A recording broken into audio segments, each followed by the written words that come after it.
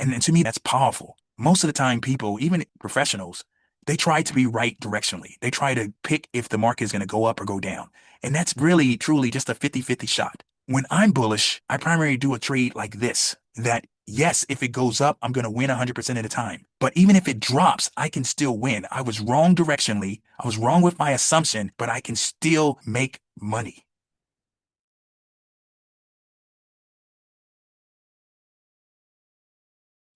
What we're going to talk about today is the call spread, the put spread, and the iron condor. And so let's start off by doing it with 59 days to go here. Let's look at a put spread first. And so I'm going to go all the way down here to a 10 delta. So I'm going to go to the closest 10 delta to add the money here. And we're going to sell a 20-point wide put spread. Now, when you are setting up a put spread, you are selling an option and you are buying a lower option. The one you're selling is closer to at the money. So at the money is way down here, as you guys know, way going in this direction, right? Because this is a 10 delta. But the one we sold is closer to at the money, so it costs more. We're receiving more premium into our account than the amount that's coming out of our account from the one that we're buying. So the one you sell supersedes the one that you buy. And so that creates what is called a credit put spread or a bullish put spread. Some people call it a vertical spread and kind of an up and down kind of spread. When you're doing a put spread, it's always two legs. It's never less and it's never more. It's always two legs, a leg that you're buying and a leg that you're selling. So obviously you can do what is called a bear put spread when you buy and then sell. The one that you buy is more than the one that you sell. But in this case, we're talking about selling a put spread, doing a bullish put spread. So if you were going to do this one here, you would collect about 130 to 125 before fees and commissions. And if you're doing it on options on stock, you have to put up your max loss. Your max loss is your buying power. And so it's a spread. The spread is 20 points wide. So when you're dealing with options on stock, the denominator per point is always 100. So you take 100 times the 20 here, and then that would equal 2,000 or 2K. This is the value of this spread here, this 20-point wide spread. Someone's paying you, let's just say $130 for the spread. So that's why your max loss is 1870. You take the 2000 minus the 130, that's the 1870. And then that's how much you have to put up for your buying power, the collateral you have to put up if you're trading in an account that's regular T margin or regulation T margin.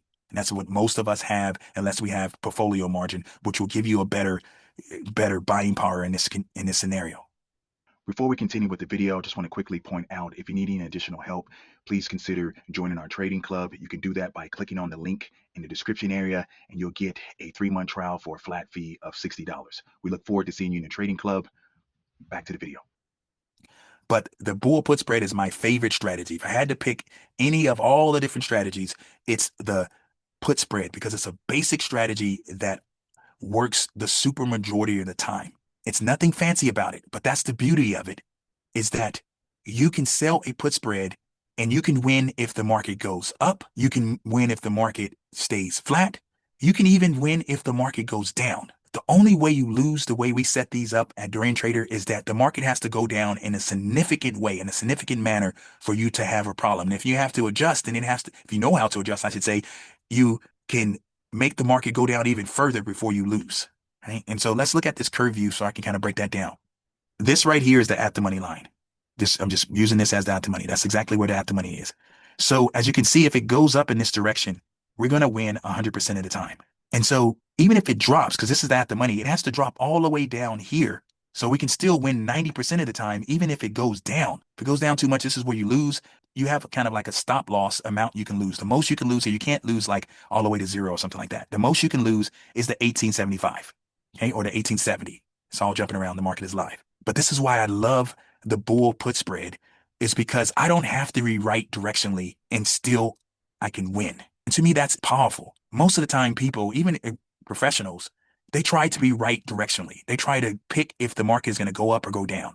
And that's really, truly just a 50-50 shot. When I'm bullish, I primarily do a trade like this, that yes, if it goes up, I'm going to win 100% of the time. But even if it drops, I can still win. I was wrong directionally. I was wrong with my assumption, but I can still make money. That's powerful if you understand it. Structuring trades that you can be wrong, but still make money. This is the bull put spread. If we clear this and we jump over here, and let's say we go to a 10 delta call spread.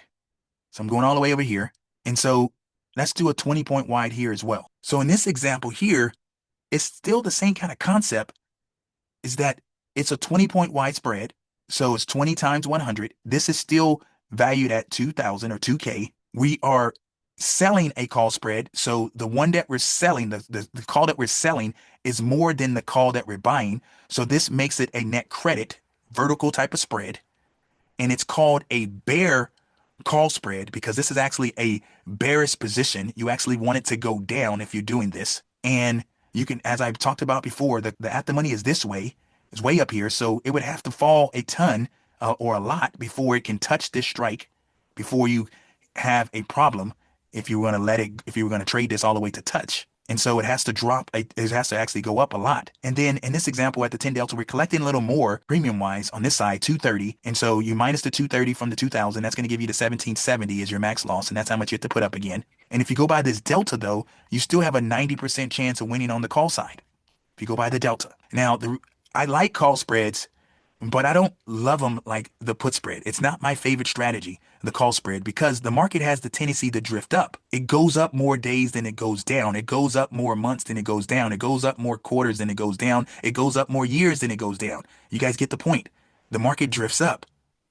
And so you'll have a lot more pressure normally on the call side when you're doing trades. If you're doing iron condors, if you're doing call spreads, if you're doing strangles, you have more pressure on the call side normally than, or usually, than on the put side, because you can get further away percentage wise and points wise from the put side. So that's why that put was only giving us 130, and this call at the same 10 delta is giving us 230, because you're actually closer to at the money point wise and percentage wise on the call side.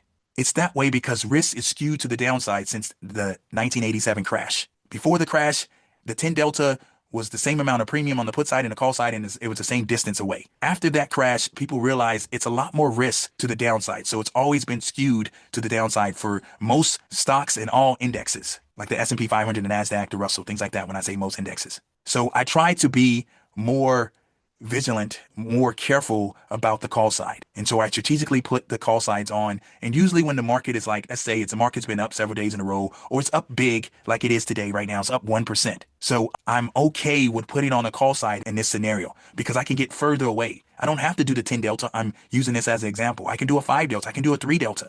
But I'm usually doing an individual call spread when the market is up a lot, several days or one big day. If we go over here, one of the great things about a call spread as well is very similar to the put spread that we were just talking about. All right, so you can see that this is the at the money line here. Once again, if it goes down, you guys, we're going to win 100% of the time. If it goes up, if you go by the delta, we're still going to win 90% of the time. But you're not going to be as far away, once again, point and percentage wise on that call side. If it does go up a lot, you have a built-in stop loss by the spread that you created. The max you can lose is at 770. If you can adjust, it's going to be a lot less than that. You should never have this max loss. But this is how the call spread is set up. So this is a basic strategy. The call spread and the put spread is a basic strategy. If you take that call spread and you add back the put spread, then you create what we call, or what is called, an iron condor. And so let's do a 20 point wide iron condor here.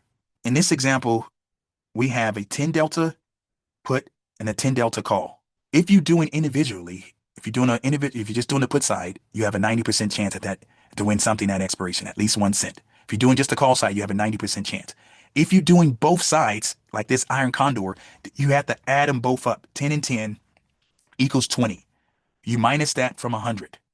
So you got an 80% chance based on the deltas to be able to make at least 1 cent at expiration if you do the 10 deltas on both sides. An iron condor is a neutral trade. You can skew it to be more bullish or you can skew it to be more bearish, but it's inherently neutral. You want it to stay in between your short strikes. The short strike on the put side, on that put spread, and the short strike on the call side on that call spread. You want it to stay between there. If it does that, that's how you can make your max amount at expiration. As you guys know here at Dorian Trader, we don't encourage you to stay to expiration. We want you to make 50 to 75% and then move on. But if you did, state of expiration, which probabilities, option probabilities are based at the time of expiration, then you would have an 80% chance of making at least 1 cent, not losing money. If you take the put spread and you take the call spread, you put them together simultaneously, that makes the iron condor, which is inherently neutral. So you're taking a bullish position, which is the bull put spread, and you're taking a bearish position, which is the bear call spread. You put them together, and that's what creates the iron condor. And so if we go and look at this on the curve viewer here, and see if we can make this a little smaller. For some reason, my thing is not working, but you guys can see it. This right here is the win zone here, this green area here, right? This is where you can win at. That's if it stays in between this short put and this short call. If it does that, you're going to win. Like I said, iron condor is inherently neutral. When you do an iron condor, you're betting that it's not going to go up too much, and you're betting that it's not going to go down too much. If it goes down too much, you'll start to lose in this area. If it goes up too much, you'll start to lose in this area. But you cannot lose on both sides at the same time. You do have risks to the downside and you do have risks to the upside, but you cannot lose on both sides at the same time. So the most you can lose is not adding up the put side risk and adding up the call side risk. A traditional iron condor is at the same delta and the same width of the spread. That's what we just did right now. So the most you can lose is actually less than what we showed on the call side and on the put side, because you can only lose on one side and you're collecting more this time. You're collecting, instead of 130 or 230, you're collecting 350 to 360 here. So your max loss is only 645 here, as it's showing 645, 640. And so that's the buying power. That's the collateral you have to put up to do the trade. Because if you're losing on the call side, then you're winning on the put side and vice versa. This is a strategy that we use often here at Dorian Trader. We do it a lot with if not always, with the 0DT day trading, with the 1DT, with the 7DT, with bread and butter type of trades, with long dated type of trades. This is a strategy you want to understand and master. And the only way you can master it is that you have to understand the components of it, how it's made up, the put spread, the bull put spread, the call spread, the bear call spread, and then how you merge those together to create the iron condor, understanding the risk that's associated with it. Not only your probability of winning at expiration, but your probability of touch, which here at Dorian Trader we consider the probability of adjusting. So we talked about that if you had a 10 delta on both sides, that you add those up, that's 20, you minus that from 100, that's an 80% chance of winning at expiration. Well, the probability of touch is taking those two, that 10 and 10, which is 20, and timesing it by 2. So you got a 40% chance of you touching one of the sides, touching the call side short leg or touching the put side short leg. And so at Dorian Trader, we say that is about a 40% chance you're going to have to adjust. You got a 40% chance you're going to have to adjust. So that's less than a 50-50 shot, but you still have to be prepared. Percent chance of adjusting. And we call those super wide iron condors. But this is the process that you want to learn to understand the pillar 3, the basics of options. Because once you understand the basics of options, you'll be able to understand all the different exotic option strategies that people come up with out there. They're all just deviations from the basic strategies. An iron condor is a basic strategy.